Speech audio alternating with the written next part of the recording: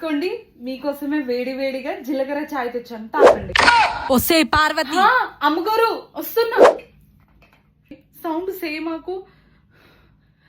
అమ్మగారు విన్నారనుకో, నీ పని నా పని ఇద్దరి పని అవుతుంది. అమ్మగారు కాఫీ తీసుకోండి. ఒక కాఫీ కూడా ఇవ్వడం రాదా నీకు సరిగ్గా? చీర మొత్తం నాశనం చేసావు. ఏమన్నా అంటే చాలు నల్లి నాటకాలు స్టార్ట్ చేసేస్తావు.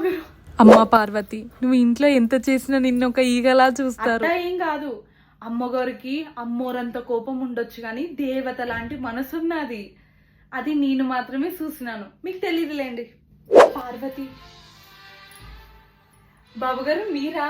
ఏంటి ఇట్టా వచ్చినారు? ఏమైనా కావాలా చెప్పండి బాబు గారు, ఏం కావాలో సిటికలు చేసి పెడతాను.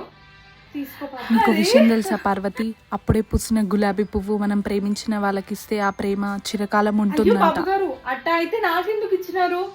మీరు ఇష్టమైన అమ్మాయి ఎవరో ఆమెకి ఇవ్వండి. తనకే ఇచ్చాను పార్వతి. మీ ఇంట్లో పని చేసుకునేదాన్ని బాబు గారు. అయినా పర్వాలేదు పార్వతి, మీరు నన్ను ప్రేమించుడైంది.